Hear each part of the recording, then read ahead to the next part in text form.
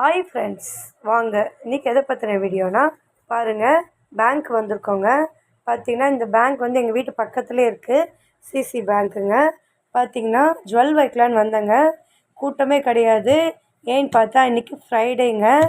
நானுமே ஃப்ரைடேலாம் வைக்க மாட்டேங்க. பார்த்திங்கன்னா இன்றைக்கி வந்து எனக்கு திடீர் செலவுங்க.